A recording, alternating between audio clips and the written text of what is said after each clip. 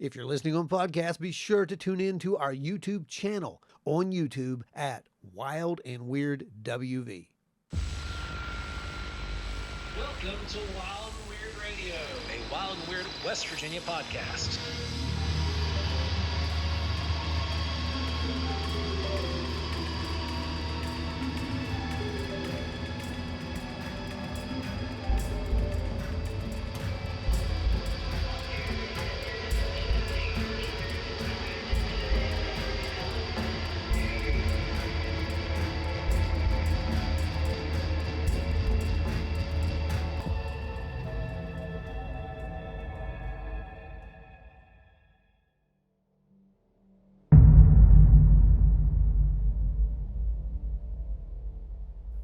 Welcome back to Wild and Weird Radio, everybody. Thank you for joining us once again for your weekly installment.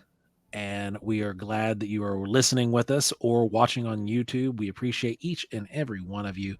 And we have for you a very, very awesome show planned. This is the crossover that you have all been waiting for. Well, this is also Spooktacular number what, Joe? Oh, yeah, this is Spooktacular number 5. You kidding? Is it? Yeah, it's 5. That's right. Yeah, this will be 5, and the lot. Well, wait. 4. 4 was last week. Nope. So would this be 3. technically 6? Because tomorrow would be 5. Oh, just forget it. It's one of the Spooktaculars. We'll figure it out. We do this in reverse time signatures. Yeah, guys, it's reverse. It's reverse time, so it doesn't really matter. But anyway, you guys need to go over and listen to that last week's, which was really awesome. Phone calls from the dead. Phone calls from the dead, man. That was crazy. Phenomenal episode. Was that not an I awesome episode? Yeah. It makes you think. Had a lot of people, chiming in on that, was telling us their own stories, and we've had some people comment in the comment threads about having similar kind of things. I mean, it's widespread. I don't know what it is, but it's widespread. So, yeah, just weird. Joe, you want to run down the list of those people who make these shows possible for everyone? Absolutely. The folks who keep this show free for everybody to listen to, the multiple shows a week that we drop through Wild and Weird Radio, the folks that bring these to you, our executive producers are Adam Good, Theresa's Haunted History of the Tri-State, Dewey Edwards, the Deuster himself, Spooky Appalachia, that's our good buddy Jimbo down there in Virginia. Yeah. He is keeping it real. Go check out his YouTube page as well.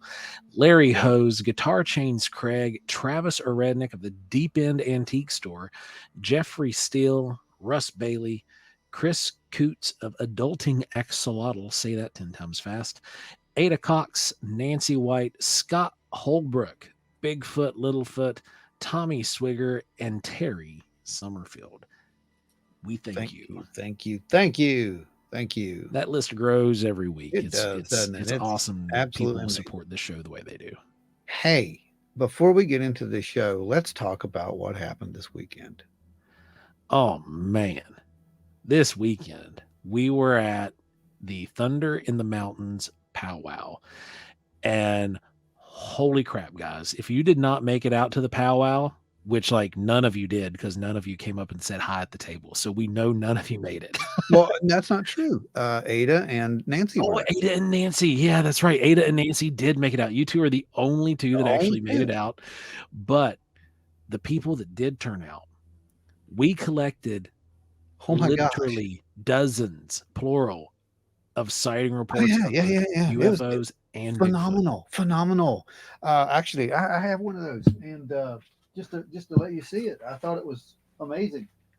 Yeah, there was a sketch. Ron did a sketch for somebody's sighting. Check this out. This is crazy. This really is crazy.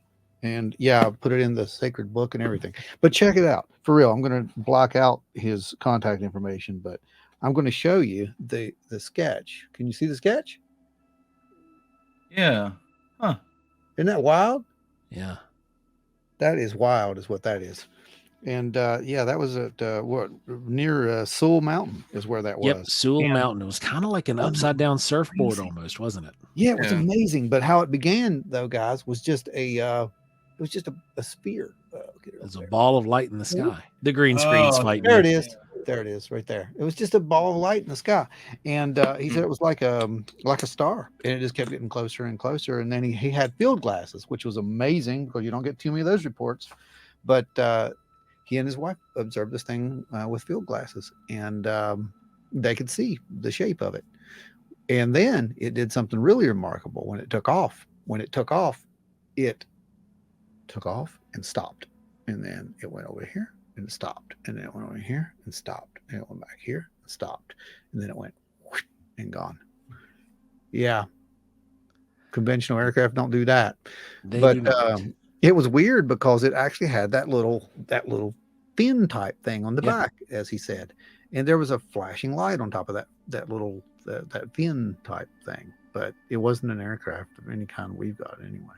And then another fascinating account came in from somebody who was attending a dance party, basically out in the forest. They had DJ equipment set up and were playing music and just having a good time. And all of them saw lights coming in through the trees. Yep. And multiple colored lights. It was almost like a Close Encounters of the Third Kind description. We've talked based about off what I was getting from it. We've talked about this.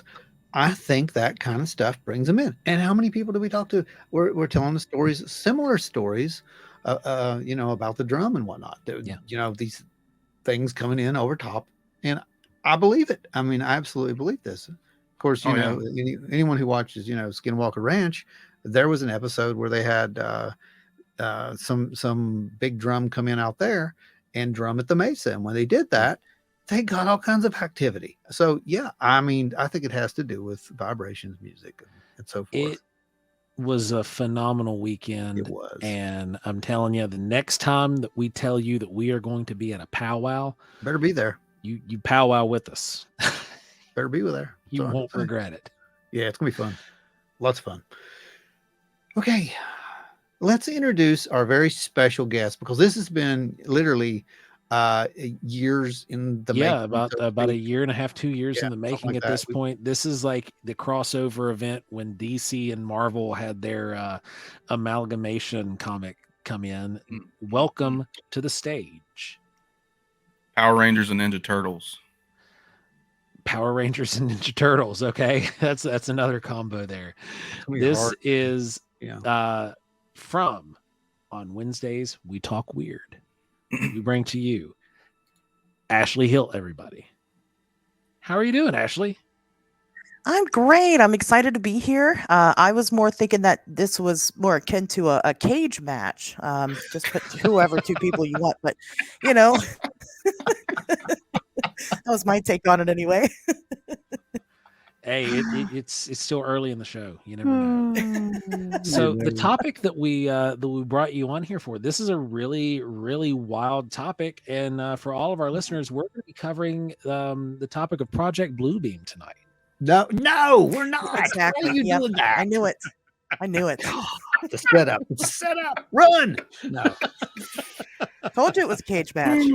Right behind you. Rage of the Cage, I'm telling you. That's right. No, we will not be talking about Project Blue Book. Ashley, would you like to introduce our topic? Did you say Blue Book? No, Blue Book is fine. We can talk about Blue Book. Blue Beam, yeah. Yeah, we won't be doing that. So Ashley, tell us about what kind of topic we have in store tonight for the listeners.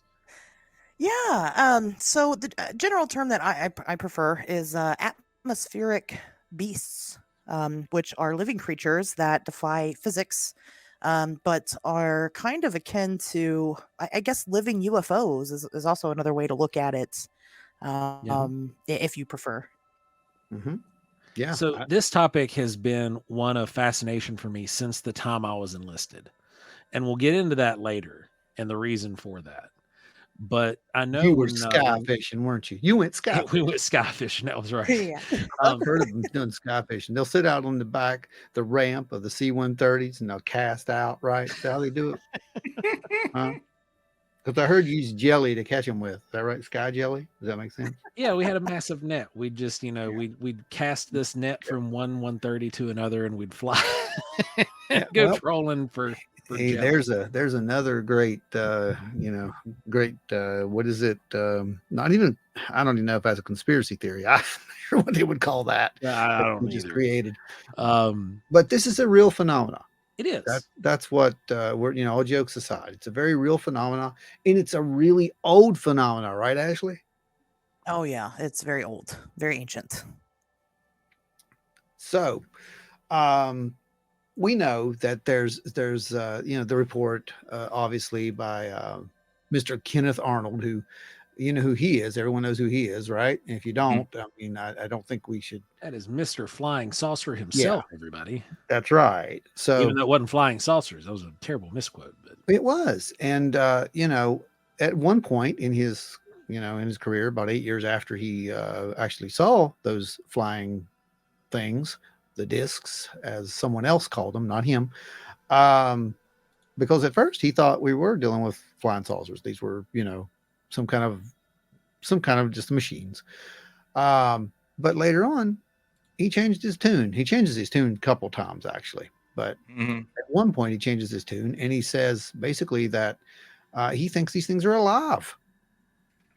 That we're dealing with some kind of a creature up there that's in the upper atmosphere, and not only is it in the upper atmosphere, that it is drawn down. His exact quote was something about what was it? Not the sky jellyfish. I can't remember what he called them, but that comes later. I can't find it now. But anyway, he believed these things were alive. He thought that they were being drawn down out of the sky. They lived in the upper atmosphere, and they were drawn down by the sky and from the sky because of atomic tests. And maybe, I don't know. Yeah, we can't say no to that, can we? I mean, let's be real. So with some of these reports, it's hard when you hear these stories from some of the old UFO guys, and you hear their claims of these things being like alive. It's hard to refute that stuff, like Ron was saying. It's especially when you get into the stories of some of these UFOs almost like shape shifting, right? We do have living creatures on the planet like the octopus that can technically shapeshift. They'll change their color, their the shape of their bodies, and make themselves practically unrecognizable on the ocean floor. But we have these entities that have been reported for generations in the sky that are sometimes like a giant sky jelly. Sometimes they'll describe them like a giant centipede that's floating, like it's like this jointed thing. And Ashley, I'm not sure if you may have heard some of these stories. I'm sure the way you've looked into this that you've probably caught wind, but there were the military actually had an official stance on this at one point. Yeah, they call them space animals. Yes. And they when I was enlisted, we were actually told that, if you're observing anything in thermal that's unusual, that they have classifications for some of this stuff. It's not all UFO spaceship kind of thing, but that, some scientists believe that they are these organisms that are lighter than air and float in our atmosphere. So that to me, and this was back in 2004, 2005 timeframe, because I was about 2 years out of my out of training and everything. That these were some of the things that was said. So it that goes at least back as far as that statement and that stance. It goes back that far, almost 20 years at this point. And I don't know how much farther back it goes. Like when you were looking into it with the with that military angle, what did you find about how far back that stance went? Oh, at least, I mean, since they've been studying UFOs, Okay. We know that on an official sociological level, these things have at least been reported in the news since the late 1800s. Yep. So again, they've been around for a very long time. But I have found that military personnel has been interested in the topic since they started looking into strange anomalies in the sky. So, do you think this might be the origin of where like the Asian flying dragons might have came from, is from seeing these things up in the sky. That's a good question, but no, actually, I think the origins for the typical Chinese dragon comes from the oarfish. Really? Because I mean that's what it looks like. For the listeners, if you've never seen an oarfish, go Google it right now. It looks very strange. It does. looks like a dragon. Now, of course, these are ocean creatures. They're deep sea ocean creatures. We don't see them a lot because they are so deep in the ocean. If they start to surface, the pressure kills them eventually, or the lack of rather. But they do look very suspicious. They have a giant red fin that sits on the top of their head. Before they die, while they're dying, they kind of start to lose their color. But before they actually die, they're very beautiful. They're very kind of a scaly blue, strange creature. Now, after they die, they're just kind of white and silvery. That happens to fish. Once they die, they just lose all their color, much like we do. So I think that's where those origins come from.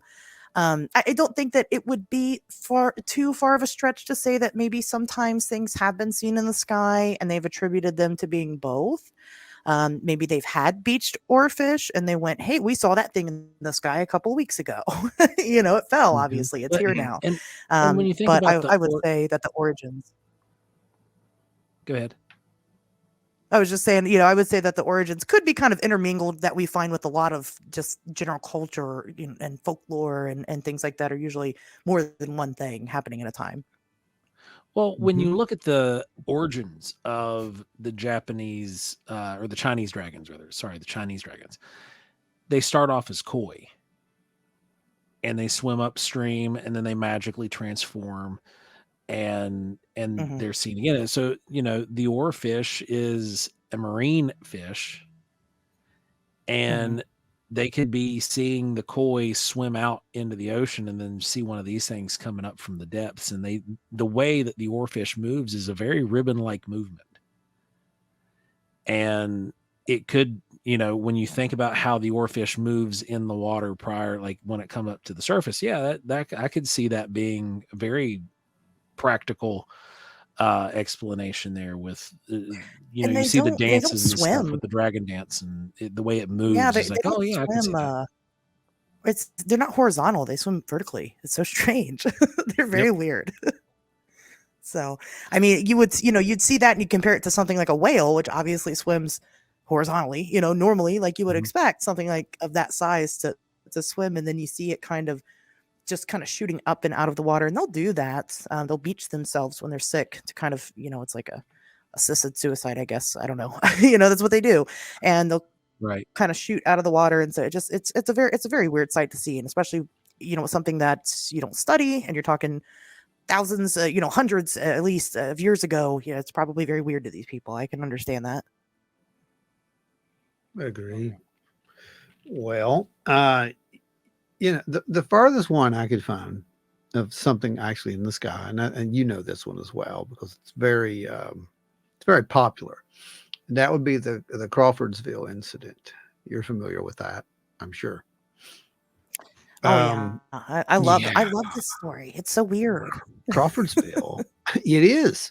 Crawfordsville actually is the inspiration for the cover of that particular comic that you see there.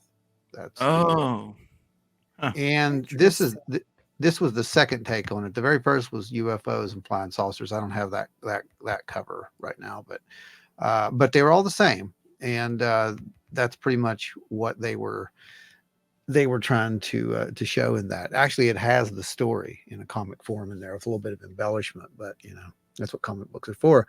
But the whole story itself is a little weird. And for those who don't know, I'll go ahead and read a little bit of that for you right now. In 1891, an article from Crawfordsville related a mysterious and terrifying sighting of a presumed living, shape-shifting creature in the sky. In the early morning, around 2 a.m., Marshall McIntyre, or I don't know his name, but that guy, and William Martin were preparing their wagon to deliver ice when, we'll call him McIntyre. That works. McIntyre? Yeah. McIntyre. That's it. he felt a strange sensation of fear and dread come over him. And he looked up. And when he looked up, he saw what he described as a horrible apparition approaching from the west, 300 to 400 feet in the air, 18 feet long, 80 feet wide. It was an object it was pure white with no definite shape, resembling a white shroud with propelling side fins, no sign of a tail or head, but the creature was said to have one giant flaming eye and emitted a wheezing, plaintive sound. It flapped like a flag and traveled overhead in a circle. The two men had a great fear that the entity was after their bacon because, by God, Yeah, that's what I'd be afraid they're of. coming to get our bacon. We got to hide. Yeah. And they did. Can't That's get a my threat. bacon. That's a threat. That's a serious threat. So they go and hide in the barn. So they're in the barn for shelter, and the thing flew off to the east. And eventually, but it returned when it reached the city limits. Came back to Martin's house. McIntyre suggested Martin wake up his family, but Martin decided to decline the offer. And so they watched it alone till 3 a.m. with no witnesses. They decided they could not waste any more time and had to deliver the ice. So with the creature still hovering over the house and his family inside, the two men decided to leave. When they returned at daylight, the creature was nowhere to be seen. As if to illustrate the complete arrogance and idiocy of humanity, I added this part, they stated in an article that followed, they associated it with a supernatural occurrence, okay? But they quote, they will carry a Springfield rifle to the barn the next time they go, and if the apparition again comes flapping around, they will drill a hole in him with an ounce of cold lead. Because humans. Yeah, That's always the solution. Yeah, right? No 30-30. But but you think that they kind of might have, made that up, but they really didn't. There was something there, and the town, there was multiple people who saw this. It wasn't just him, and one I think was the local pastor or somebody had seen it. But thankfully, this group right here, they find it, and it was John Hornback. He seemed to have solved the mystery. He and Abe Hernley investigated the apparition as it swooped over the town at midnight and followed it. There was a thing to do. They could see that it was made up of a different creatures. The creatures were not supernatural in any way, though. They were birds. They were killdeer. The birds were passing overhead. They had become confused by the electric lights in the city, and the lights illuminated the white breast and gave the appearance of a giant sky creature. Now, so killdeer are not a flocking bird. They're a very solitary bird. Don't ruin it, Joe. This mystery was solved in 1891. So anything you say from this point on is just irrelevant. Because, okay, just don't ruin it. I mean, leave it. It's killdeer. Yeah. All right. Killdeer. Now go ahead. It's but no, like killdeer don't migrate. Killdeer are they're native in North America. Well, I've got a question for you. They don't migrate south. They hang around. They're here all winter. That's cool, but I've got a better question for you. Do they migrate after midnight? They are nocturnal birds. They do. They are nocturnal. Okay. Yeah, they are very common to be attacked by them at night, especially if you're in an area like for example, if you go to like a city park. Yeah, it is probably one of the more common birds you will see at night. Well, they're not saying that they're migrating. They're saying that the lights, which you got to remember, this was 1891. Right. The city had lights. These things are not used to lights. All of a sudden, lights pop up, and maybe they thought it was daylight. I don't know. It's hard to say. Yeah, no, these birds are very active at night, with or without light. With or without strong light, and it's one of those things where but they still don't travel in flocks. They're very solitary birds. You'll see at most 3 or 4 in a given area because they're extremely territorial and aggressive birds. So you're saying John Hornbeck was Definitely wasn't a member of the Audubon Society. He was probably a hardcore debunker, is what you're saying. That's what it sounds like. Okay, I got you. Ashley, what do you think about that? I mean, I agree. You know, when I first heard about the story, of course, the first thing I do is try to go look at what killdeer look like. You know, when they're flying, and I don't know how you get, you know, ribbon with fins and one red eye. From Don't forget that red image. eye. Yeah. Don't. You know, I just Right. it doesn't really track. I can kind of get the noise, and I've even kind of heard a speculation that maybe the killdeer had actually gotten trapped in some type of netting together, and that's why they were flying together. But you know, I'm a romantic, and I want to believe that this was a weird alive ribbon floating through the sky on its own accord. So. Yeah. I mean, I don't know what it was. I'll be honest with you, 100%. I thought that some of the other parts of that old article were even better, where they basically suggested that the men they had been drinking, that they were basically insane, that everyone had a mass hallucination. You got to love stuff like that, because it's I the like same. how certain people think that you hallucinate when you get drunk. Yeah. Yeah, I mean, I don't- apparently They've never drank. hallucinogens are extremely common among everybody to use. So Yeah. Your six-pack has them easily. Good point, right. man. That's a Right. good point, to be Joe. expected. That's a great No, point. like I I know don't. me. I come home from working in the bakery, and I'm like, I'm hankering for some hallucinogens. So, I mean, Oh my gosh. Yeah. No. Well, That's, no. you know, it's spooky season, right? So, there was a spooky movie that involved these, and it's over a year old, guys. So there are no spoilers here. If you did not watch this movie, it's your own fault. The movie Nope. Did you watch that one, Ashley? yes and no. I tried to. I got real bored, and I hate that because Yeah. I love the topic. But It's I so got real slow, bored, so though. I didn't finish it. Yeah, I'm not a fan of that. I got real bad ADHD. I can't. I need like instant action Right. in my movies. I've heard it's really good though. I've heard really good things. I'm not saying it's bad. Just saying that I didn't finish it, but I know that it's It's about a this. good movie, and Well, I didn't even finished watch it in it, 2 so there's settings that. because it is kind of slow. I mean, I didn't even watch it. So you guys talk about whatever you want. Well, it involves this. It starts off everybody saying it's like a UFO movie, which I guess technically it is UFO. I kind of got But- that it wasn't just from all the "Shh, don't tell anyone the secret" crap that was going Yeah, on when right. it was out. Yeah. And what it boils down to essentially is a family is essentially feeding this atmospheric beast that happens to be somewhat UFO shaped, but can change its shape and density a little bit. And it uses the clouds to hide and hunt. But it's more like this giant space jellyfish, for lack of a better term. Well, that's where this came from. I mean, that's where it came from. Yeah.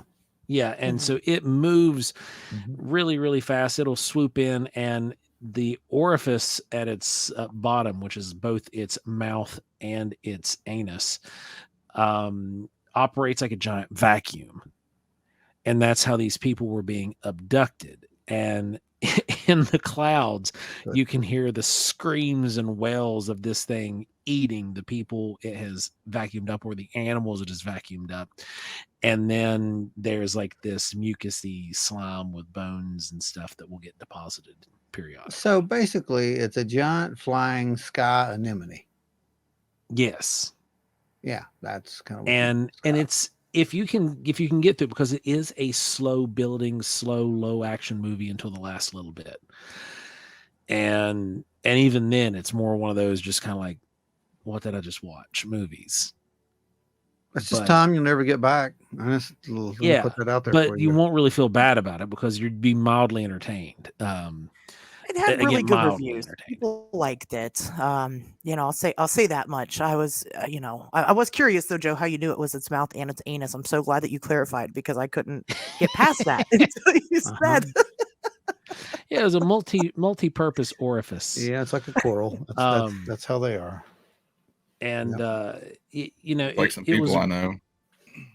Oh, Don't talk about Joe like that on his own show. That's terrible. I know, right? Brandon, this is a family-friendly show. Don't make me boot you. It was a decent movie, and if you want to watch it, go for it. It's not like super scary, but it does lightly go into the topic, and it glazes over some of the stuff. You can see where the inspiration was drawn. We'll put it that way. Yeah, well, I can tell you where the inspiration was drawn. I mean, 100%.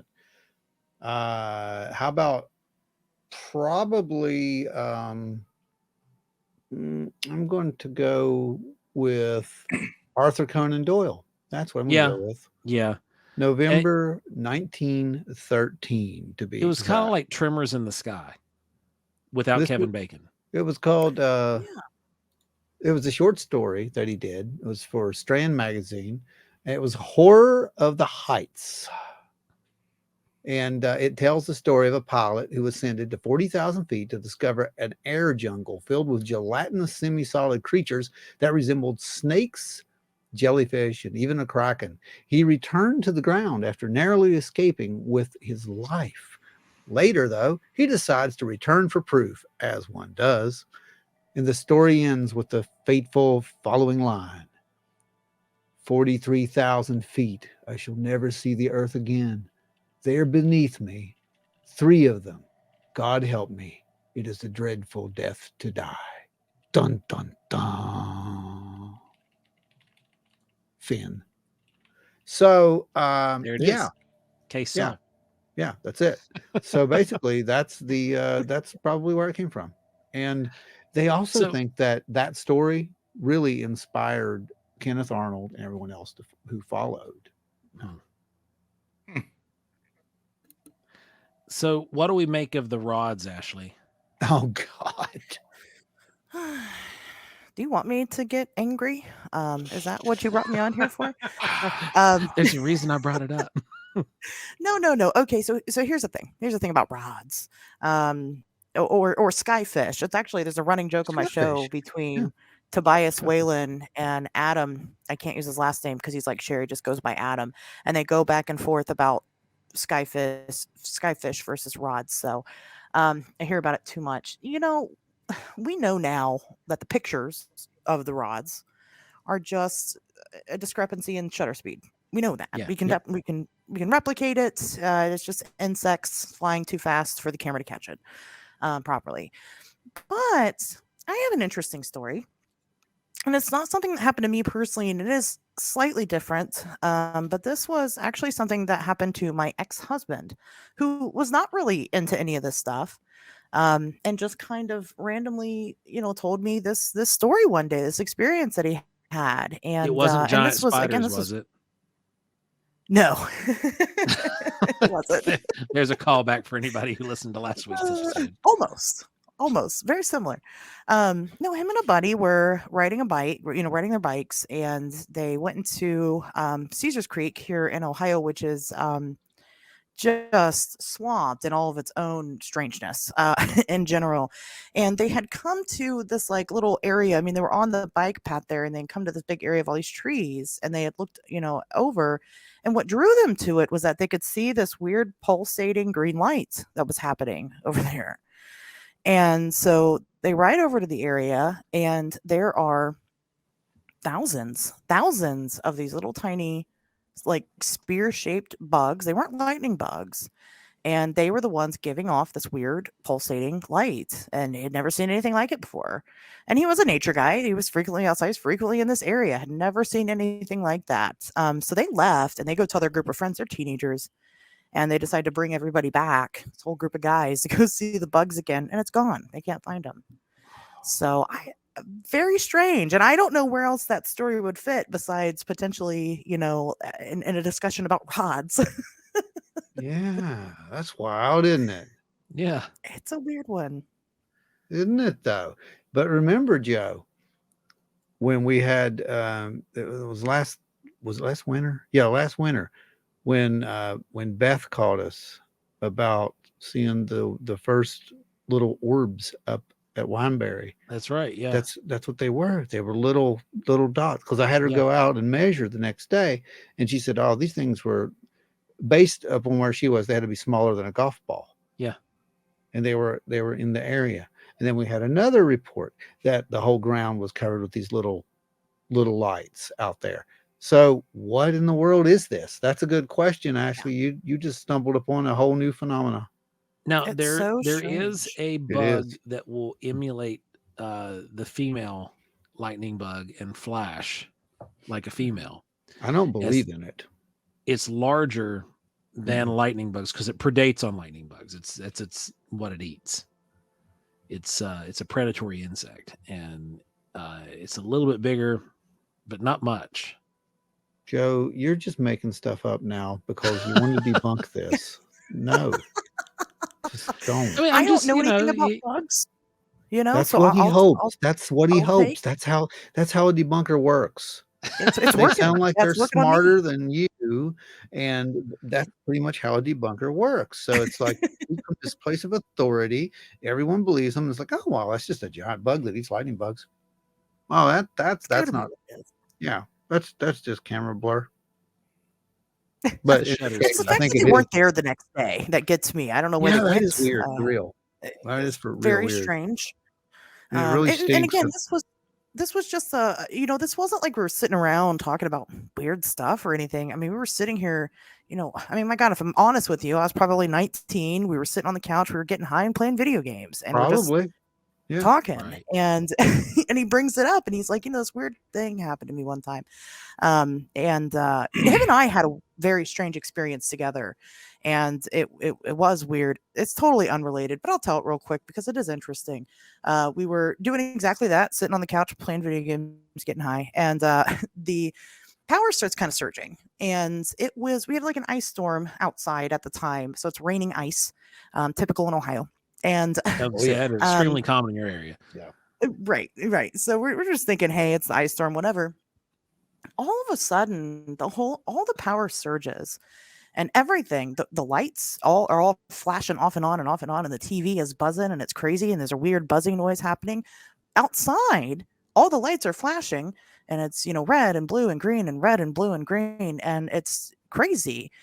And this sounds like a maybe something had happened, maybe a transformer blew. It wasn't that. I can tell you it's not that. There was no big boom, nothing like that happened. Eventually everything shut off. And my mom lives about 7 miles away. She saw this happening in the sky towards the direction where I live and called me, scared to death, had no clue what was going on.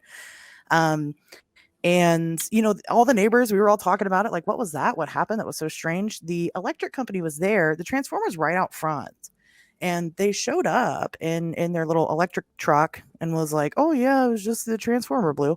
But they never worked on the transformer. We sat out there and watched them, and nobody touched it. It was so strange. So and I don't know if it was maybe that.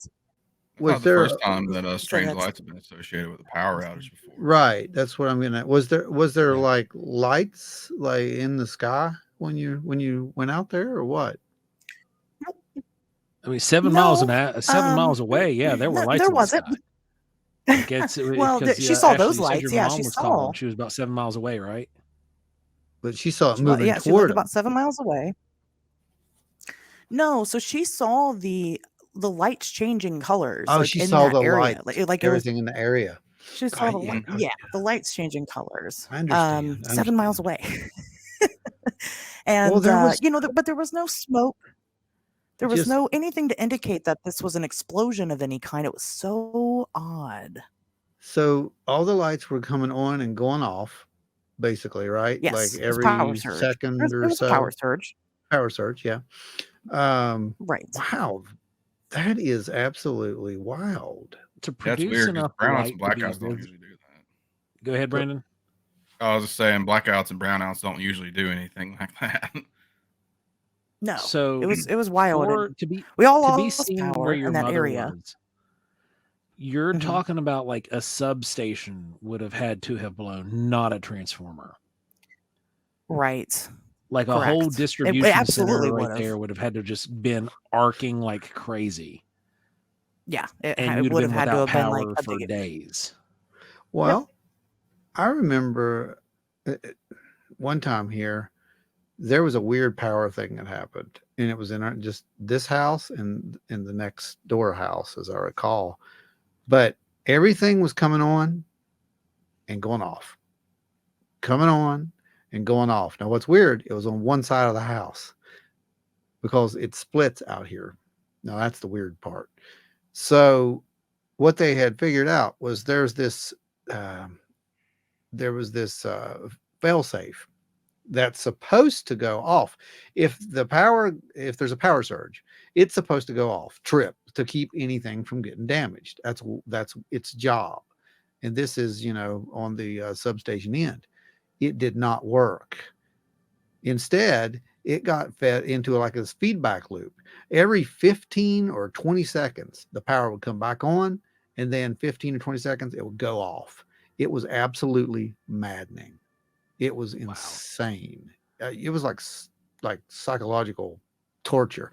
But yeah, because it's going to blow everything up. I mean, we had everything turned off except for a few lights, and it just kept going on and on and on. We couldn't even stay here because it was just like lights going on and going off. It was like, this is ridiculous. So we just left. It was thankfully in the evening. We came back and they had it fixed, but that's what they told us it was. They actually did tell us that's what was going on. So that was weird. But what you described is not that. It was out for about an hour. Like I said, the power line with the transformers right in front there at the street, and we all stood. We had nothing else to do. We had no power. We're standing around watching the electric guys not do anything, and they didn't work on it. They didn't do anything. It was so weird. See, like it would have affected the entire phase, not just your apartment complex. That is crazy. It was. So yeah, that is so bizarre, Ashley. That's definitely not the kind of colors you would expect for a transformer blow, and especially the fact that they didn't replace the transformer at all. Yeah, that's wild. That's stood around. It was so weird. They just stood. I mean, the guy was on the phone. Sometimes he kind of come in and out of the truck, and then eventually he left, and the power came back on. It was so odd. So I just Googled metals that burn red just to see. The two that first come up is lithium and strontium. Yeah, none of those things were there. Yeah. No. I didn't have any of that yet at that time of my life. So but maybe there was that hankering for hallucinogens. But then that doesn't explain the power outage. I don't know. I mean, I was not even a 20-year-old stoner, so probably. yeah. Who knows? That is so wild. That's definitely an interesting account. Be glad you guys didn't go to White Castle after that. Oh God, we thought about it. WC Steakhouse, baby. Right. There you go. So with the atmospheric beasts, atmospheric creatures, a lot of these descriptions are these entities that can change mass, change density, and become almost cloud-like, completely disappear from sight. It's almost like the Sky Daddy. It's the Sky Daddy. We've solved it, guys. Unbelievable. It is the Sky Daddy. Sky For Daddy. The rest of you who are like, what are they beast. talking about?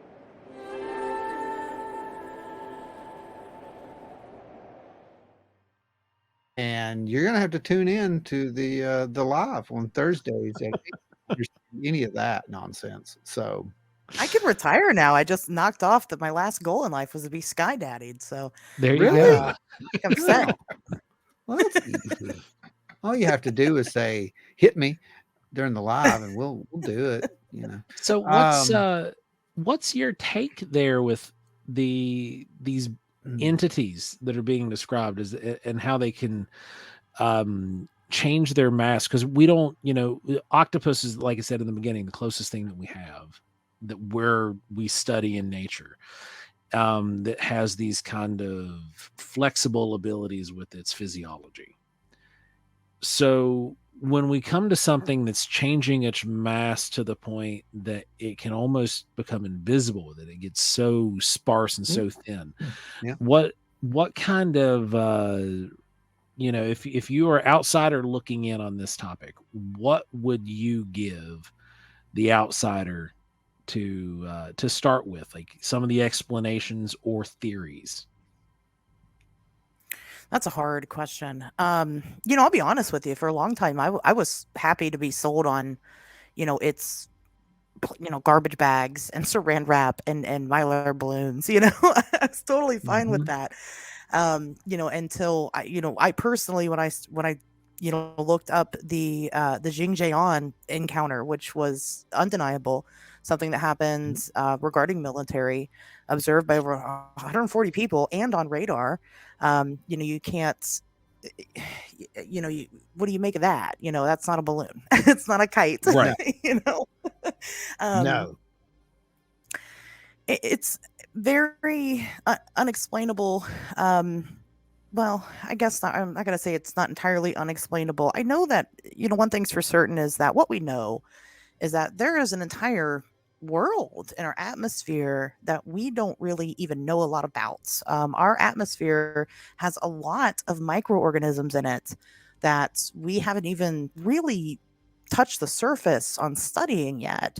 So then to think that our atmosphere could also contain things that we see here that are also unexplained, maybe it's a similar phenomena to interdimensional, ultra terrestrial, dimension hopping, whatever it is you want to call it. I don't think that's a far stretch. Whatever these things are, they don't really seem like they come here on purpose, for sure.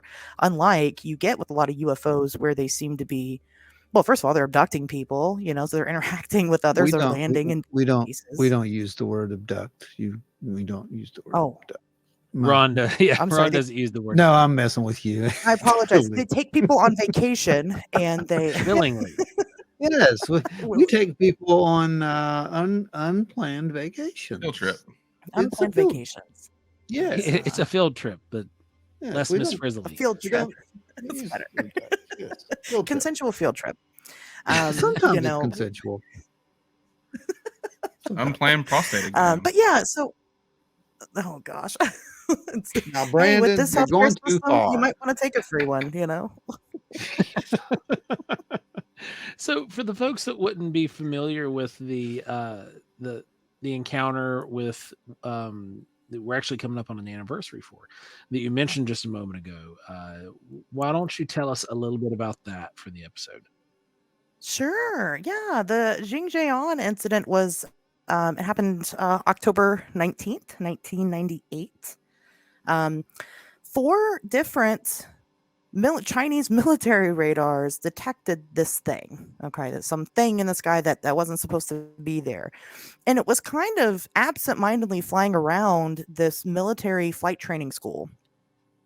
So, one of the flight commanders, Colonel Lee, he had, set a fighter jet to go out and take this thing down. Hey, what is that? Let's go check it out. When the jet fighter gets there, he observes, as well as at this point, people that are kind of gathering in the area, which are military personnel. Like I said, it's upwards of like 140 people, something crazy like that. They see this thing and they kind of describe it as they initially described it as like mushroom shaped. So it had like the cap, like the top on it, and then some type of bottom.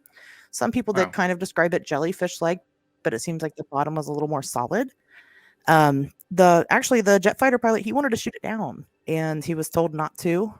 Every time he would get close to it, it would shoot up, like just straight up into the air, higher and higher. Eventually the jet ran out of gas, so they couldn't pursue it any longer, and they landed, and it, went and did its thing. It left. So it's a very interesting, a very strange story. This is beyond it's not two, ice salesmen looking at it. These are military personnel. Yeah, that's a pretty good depiction. So you have what would be considered trained observers engaging in a combat situation to divert any kind of potential threat. So this jet was armed. It went into pursuit. Upon approach, requested permission to engage. Was told not to. Mhm. I wonder why they were told not to. Where have we heard I that wonder before? Where have we heard that before? Huh? Where have we heard that before? Yeah, we've heard that multiple We've heard that multiple times. times. We've heard that from the not Nimitz. engage. We've heard that from the Go Fast. We've heard that Do from not engage. Do not engage. Do not engage. Mhm. So Yeah, it's really, it didn't really give characteristics like others do, where it seemed to be actively alive. However, the way it looked and how it's physically described very much matches the description of what everybody else is seeing who aren't, quote, credible sources. Mm-hmm. Yeah. Mm-hmm. No, I'm with you. I agree. I think that there's definitely something to it. I just don't know what in the world it could be. I mean, this is a weird one. this one, to me, more than any of the reports, seems to be some sort of extra dimensional entity. Because you would think if those things were up there just floating around in the atmosphere, you'd be seeing them every commercial flight that's taken, you know? Mhm. Unless these things are somehow like the Bigfoot equivalent of stuff in the sky. Hey, maybe. But maybe. with as many commercial flights and military flights that are in the air, you would think that these things would be being encountered just as frequently as the UAPs or Mhm. UFOs, the craft, to be exact, or any other anomaly that Well, is Joe? consistently reported. However, these seem to be a very hit or miss based off the research that we've done looking for content for the show, is that these are sparse. They're kind of interlaced here and there, and not necessarily as consistent as a traditional UFO encounter. Maybe there's a reason we turned down the filters. Maybe Yeah, I there's just a reason. Googled how many flights there are across Maybe the there's a world reason every we day. turned down the filters. Seriously, I'm not joking. Think about Yeah. that. I mean, and we said that before, but I thought the We reason may still- be We Yeah, still go don't ahead. know what was shot down over Alaska. right. Good Yeah. good It's never point. been That's what I'm getting at. Yeah, it's a great point. And the descriptions were very weird, to say the Yeah, least. like on that one balloon over, mag-like and Lake Michigan too. We never saw that one either. You're not going to. Yeah, you're not going to. But we learned that they had purposefully turned down the filters at some point, and then they turned them up, and this is why we started seeing all those things and started shooting them down. First of all, why did you turn them down? Second of all, why did you turn them back up? Was it because of that spy balloon? Come on, that seems a little too convenient to me. Let's be real here. I'm not saying anything conspiratorial here. I'm just saying that just sounds a little too it convenient. is possible that the spy balloon Triggered it. caused a knee-jerk reaction with those other engagements. Yeah. I mean, it is possible. That is a possibility. It is possible Because the odds that there were that many actual balloons or spy balloons that were engaged over U.S. airspace at one time, No. is highly unlikely. No. And me and you said this. We said this before the spy balloon incident ever occurred when we were out there and we got our thermal footage that night. Yeah. When we were looking at that and we kept duplicating it now. We duplicated it over a period of several months in several different locations. We said, if this is not UFO activity, as in some kind of, other, then we have a big problem. Because that means something is up there and it's flying around just willy-nilly where it wants to. And we can't even see it unless we have thermals at times. Yeah. So, it makes you wonder. It really does. Who knows? Maybe some of the stuff we caught on those thermals is, some sky jellies. I don't know. I mean, I'm not going to rule it out. I think we know more about traditional UFOs than we do about these things. We do. And I think I'd agree that they are incredibly rare. If you Google it, you will get a ton of pictures, and you will be disappointed because most of them are just lens flares. I'll be honest, they are. Oh, we could have a whole episode about that. Yeah. About lens flares, absolutely. Yes.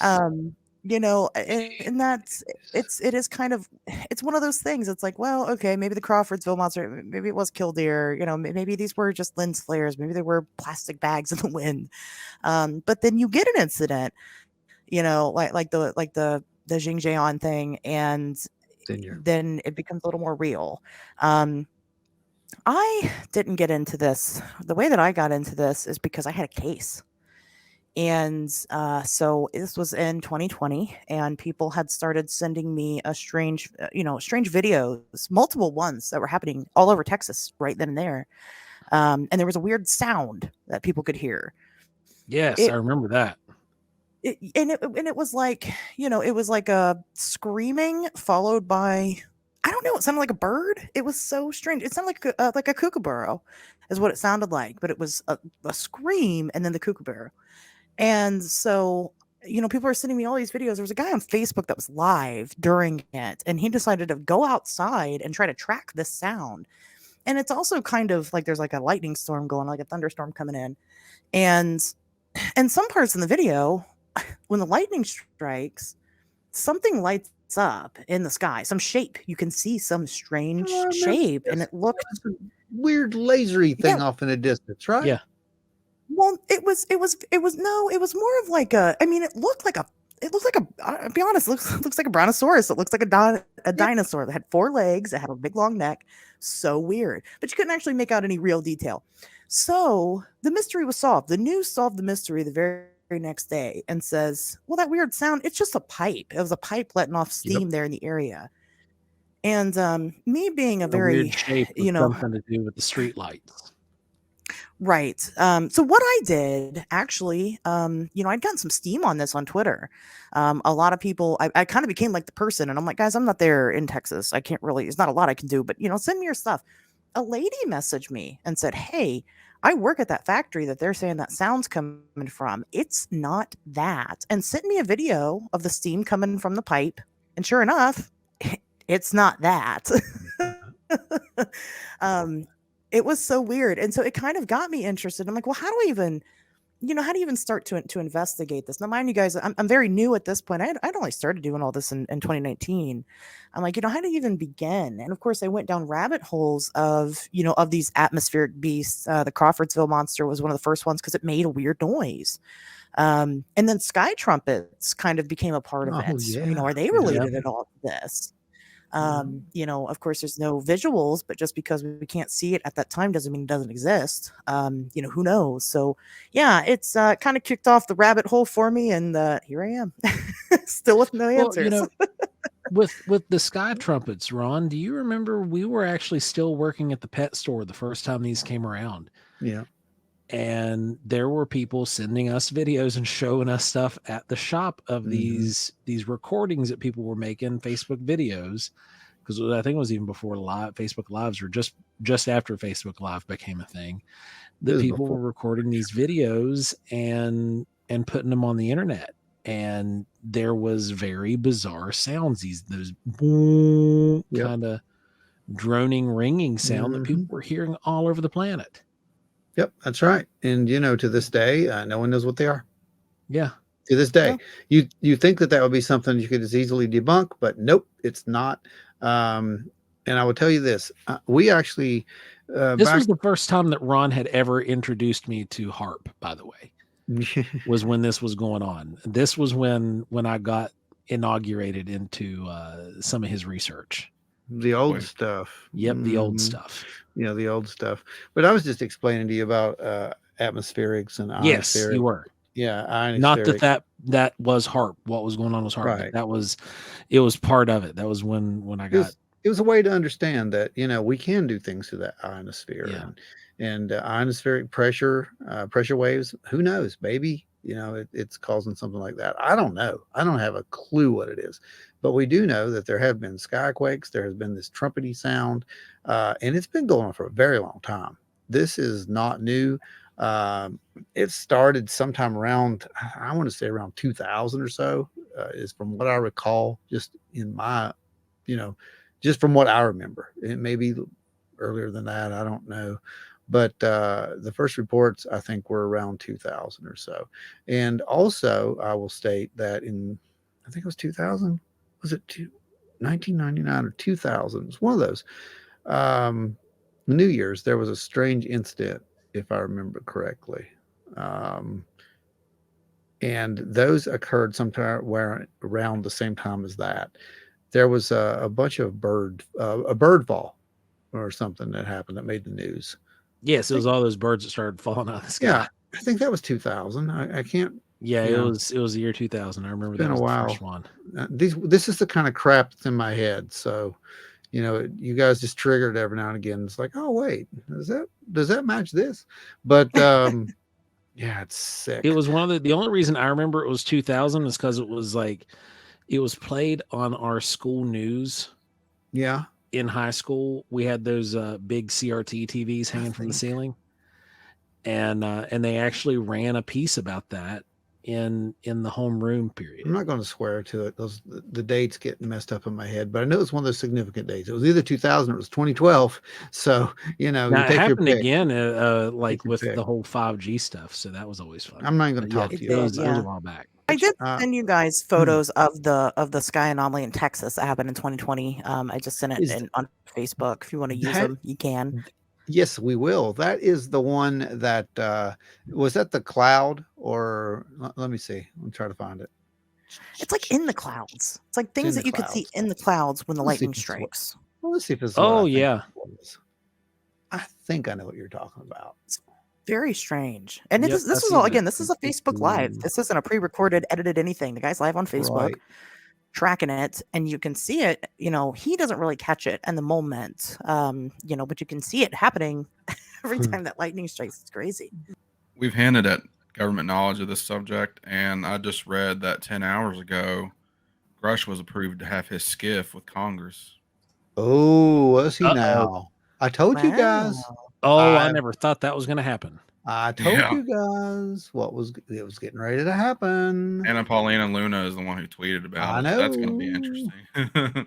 Holy crap. It's going to be interesting. I'm telling you, there's some stuff brewing, and that's what the scuttle is right now, that there's some stuff brewing in the background. So that is probably why it's been so quiet. Yep. That could be what Elizondo was hinting at. As we'll say, it could be what Elizondo was hinting at too. It's totally what they're all hinting at. And that's a reason why, the latest weaponized had its subject that it was. It's all part of it. I mean, it's all planned, guys, for God's sake. Okay, anyway, here's the pictures. I'll pop that up there. It's like Littlefoot. And look. It does. And now that one looks like a bear to me. Check it out. It's Sky Bear. That one looks like one of those... Those big guinea pigs in South America, what they call capybara. Yeah, it's a capybara. Yeah, that's what that is. Or it's the Pink Floyd pig. I'm not sure Pink Floyd pig. Could be that one, the flying pig. He never found it.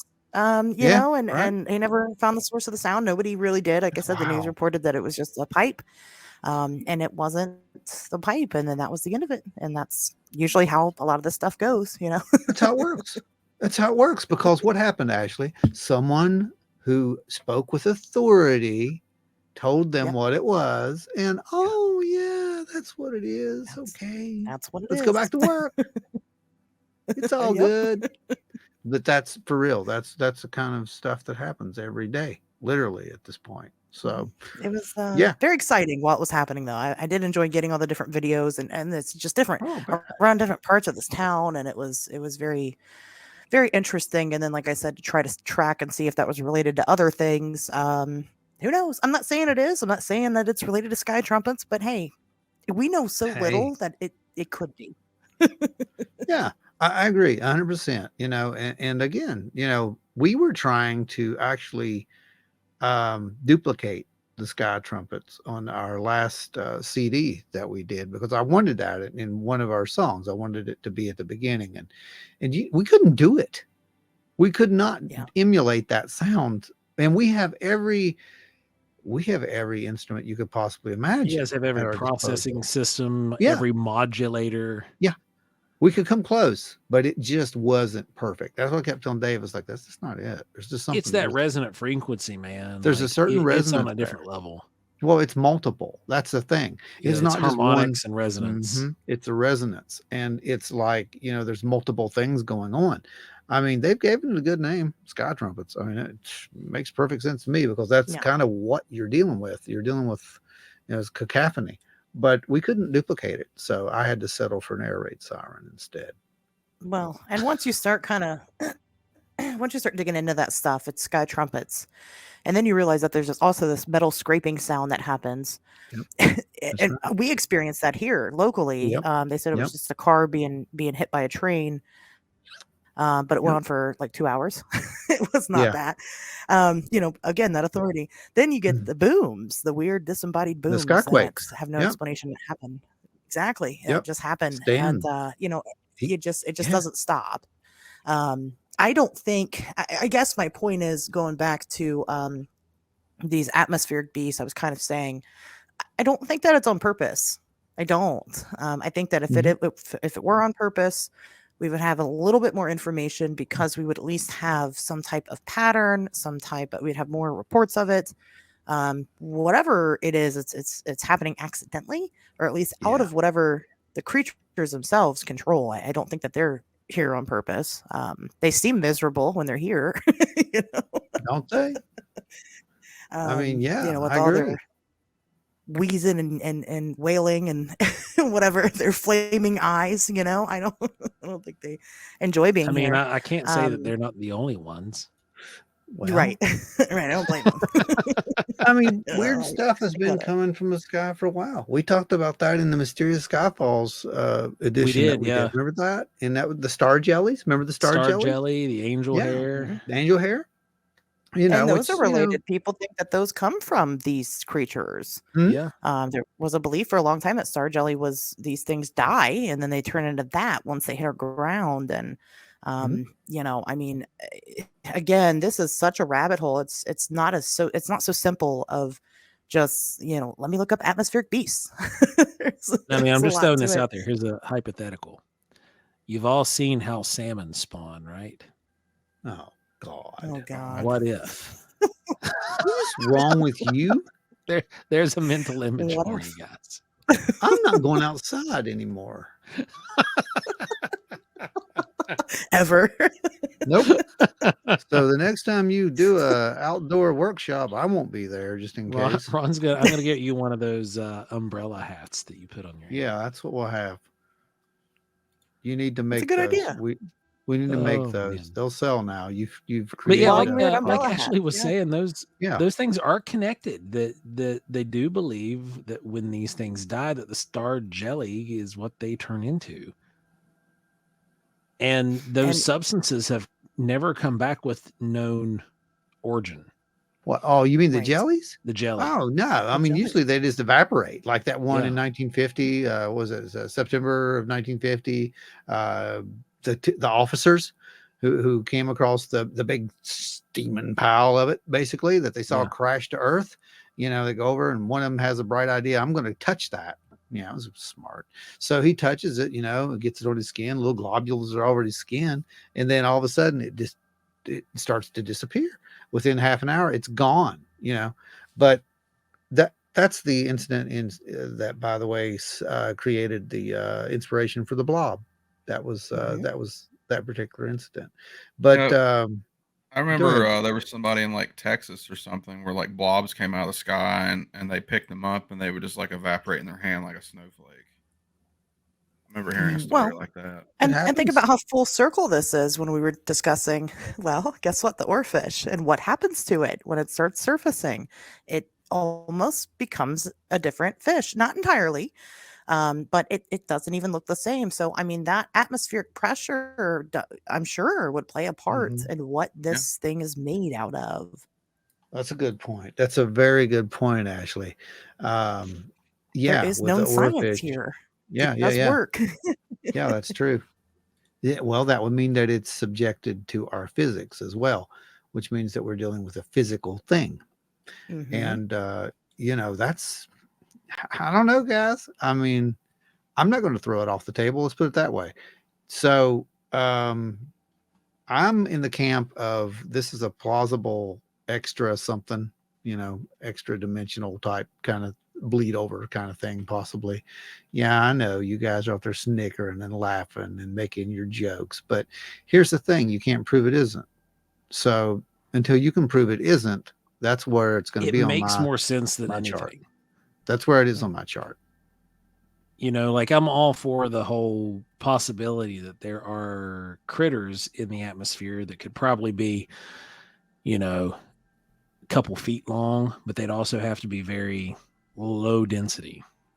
But to have some kind of giant entity, there's no way that it would stay afloat. Like the only thing that makes sense is that this would be some sort of extra dimensional being, or if it was in any way physical, it would have to be something along the lines of like coral, but in the sky, like a large colony of these microorganisms. Encounters at Farpoint. I'm just gonna say Encounters at Farpoint. You just go watch the first episode of Star Trek Next Generation. I'll throw this out here for all the tinfoil hat wearers. You guys will love this. Ooh. What if they're experiments? Not our experiments, but what if they're experiments from a different species, a different race, a different something, and that's why they're so rare here, and they just kind of appear instead of living in the sky. Let's drop it off here. They'll kill it. Right, exactly. Yeah, you're good at that. Well, maybe it's like when our ancestors would bring animals from their country to the new country. Gosh. Yeah, why not? Let's see how it does. Well, that's why that once I was flaming red, it was irritated, obviously, by our atmosphere. You know, it was having an allergic reaction, and it was upset about it. I mean, I'm very open to every possibility of what these things are. You know, again, I'm very much in the camp that it is my job to try to debunk something first and foremost.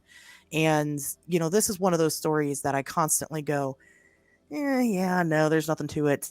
But then there's something that comes up and I'm like, geez, maybe there is something to it. I'm very open to whatever theories that other people might have about them or other information.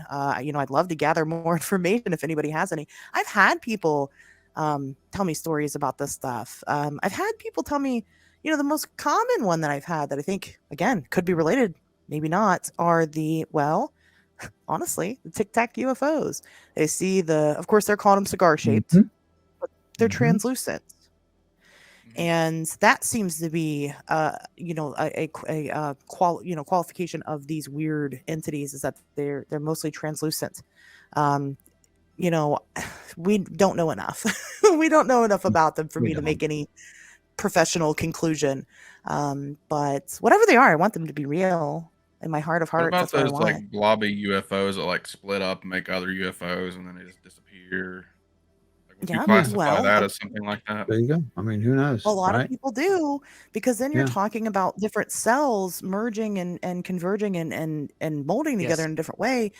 And then you can even take that. Oh my God, guys, you can take that and you can jump to something like the Flatwoods Monster that looked very biomechanical, but maybe it wasn't, because maybe on some other world somewhere, metal is a life form. There's so much to it. Yeah. It is such a rabbit hole. But you see, that's why you're going to be a good researcher right there. You know that, because you're willing to pivot and you're willing to change your belief structures as you go, as you get more data. And that's what you have to do as a good researcher. You have to. People aren't doing that. No, there's so many who are married to one central idea and it can't change. And they try to make the data fit that particular model. That's not how you do this. So you're doing it the right way. And, you know, like I said, I've told you a million times, I think you're on the right track as far as your research goes. And we're happy to actually have you in the camp. So for what it's worth. No, it's a breath of fresh air that people like you exist, because because you encounter it. You know what I encounter. Yeah. You know. Yeah, I mean, I think that makes it. And I could, unique. you know what, absolutely. I mean, I could not discover anything, and I accepted that when I accepted the job, is that I might not make any difference at all. But I'm more than happy to have my mind changed so that I could potentially it's important to me to further the science. And I think that if you're in it for any other reason, you're in it for the wrong reason. That's me. Bingo. You know, the biggest thing that a lot of people get in this for, you just said you don't think you'd ever make a change. They all see a lot of, I used all loosely. A lot of people get into it thinking that they're going to revolutionize or change something. But the only change that is important is the change that you're able to make in the witnesses' lives. Agreed. And the impact Very that you true. have in the witness's life, because you bring them at least some form of validation that they can tell their story and it will be viewed objectively. Yep. You And know, if that's all you do, that's perfect. and if that's the only thing that's ever accomplished by any researcher out there, they've done the job. And you know, you're not going to find the answer to 99% of this stuff. You're just not. Yeah. Yeah. And you have to, that's something that you've got to be okay with. And a lot of people aren't. Yeah, right. that's Yeah, true. I don't. Well, and of course, just a whole other topic for another day. But the entertainment aspect of it, I don't do a show because I want the biggest show. I geez. do it because I want to get the information out there in an honest way. We have fun on the shows, and I love my listeners and I love everybody that engages, and I have a good time on it, but I won't compromise the facts. And, Yeah. I tell people all the time, I'd be baller too if I lied, but I don't. So Right? Exactly. No, you hit it. I mean, we've had the same conversation. It's like, and that's okay, just a whole nother, that's go Bigfoot. get popular doing something else. There's plenty of other things you could do. Let people that are Yeah. serious about this, because these are people. We forget that these are real, actual stories. These are real things that people encounter, and when you make a spectacle of that, it's nothing's going to happen to you, but I'm going to lose all respect for you, and that's pretty important. So Yeah, if people want to fake stuff, agree. go make short films or something. At least tell people it's fiction. At least make Right. that obvious that it That's is. a good point. Yeah. There's nothing wrong with making short films and making, Yeah. reels, FX reels, and playing with, that kind of stuff. Just make sure that you watermark it with your, Yeah. with some way that it can't be taken off, or at least just say, hey, look, we did this. Yep. It's not real. This was done this way. Don't try to purport it off as being Do you know I'm afraid to make reels as far as it goes with VFX? I don't post them. I do not post them because I know there's a chance that somebody will use it. Yeah, and that's unfortunate, but you don't have to fudge the truth, you guys. You just listen to this whole episode. Look how interesting it was, and everything that we talked about. This isn't, well, maybe potentially, unless we said allegedly or potentially. Yeah. As far as we know, these are the facts, as close as we can report them, and it's interesting enough. We don't need the bells and whistles. Nope. It's already neat. I think What's you're cooler than 100%. jellyfish in the sky? Nothing. There's Right. nothing cooler than jellyfish in the sky. That's just cool. That's a cool image. That's why I had to make it, because it's such a cool image. Yeah. It's a fascinating topic. It really is. And there's just like everything else in the realm of high strangeness, you get into it. There's so many rabbit holes, but you just got to spit out the bones, eat the meat, and go at it from there. It's easy to discern, especially in this topic, which ones the outlandish farces and which ones are rooted in people's true accounts. But it is a very fascinating topic, and it's one that I've always taken seriously, because the military that I was involved with took it seriously and said that it's a possibility that this is what this stuff is that we're seeing, so we just don't want the paperwork. Don't report it. Mm-hmm. What's the best answer? Absolutely. And talking about something so obscure like this is obscure. Not a lot of people cover it. Watch the reports roll in, you guys. I'm sure you'll get some.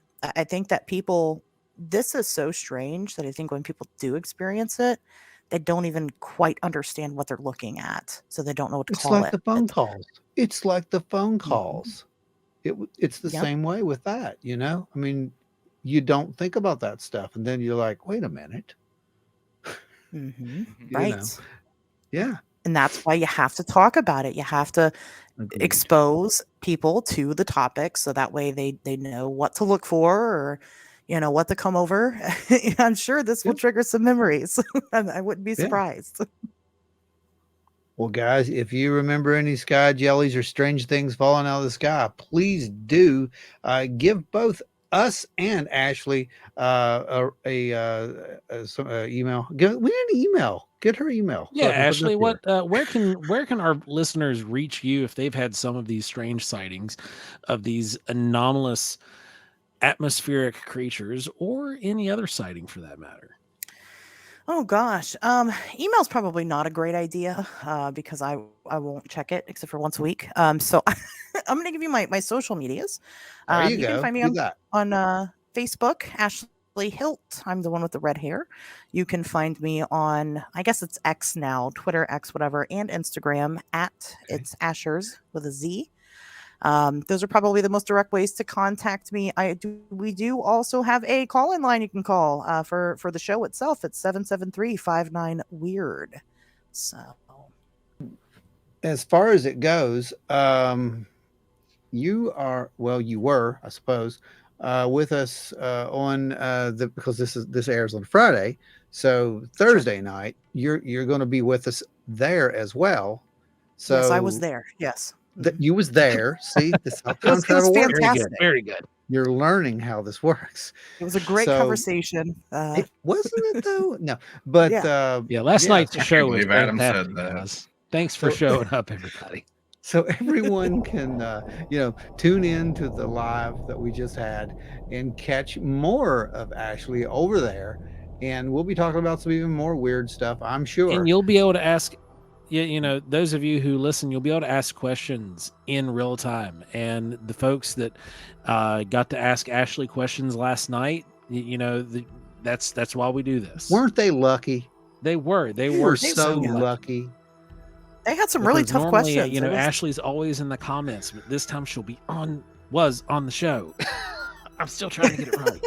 Yeah, I know. See, you just don't. This time thing is so messing you up, isn't it? It is. But yeah, guys, remember, join us every Thursday night, 8 p.m. Eastern for Wild and Weird Radio Live. It is an absolute blast. You won't regret it. It's one of the fast-paced shows that changes on a dime and really moves does. on a whim based don't know off what of, it's gonna be. you guys, because it's your no show. idea. And if you have sighting reports that you would like to send in, you can reach out to It's Ashers on Instagram, or you can call in her hotline and check in at that with the number below. Or you can head over to wildandweirdwv.com, hit the report a sightings link, and we'll also share all that data over with Ashley as well. So you can file your report and we can share that data. Because that is how the collective do. If you want to keep supporting Wild and Weird Radio, or just wear a Wild and Weird Radio shirt somewhere if you want, you can head over to wildandweirdwv.com, click the shop tab, and you can pick up your shirt there from any of those places. They were printed on demand, so be a little patient. They will get to you. I think we need a sky jelly shirt. We do. We need a Sky Jelly shirt. Yes. I think that'd be awesome. I would buy that one and wear it. Okay.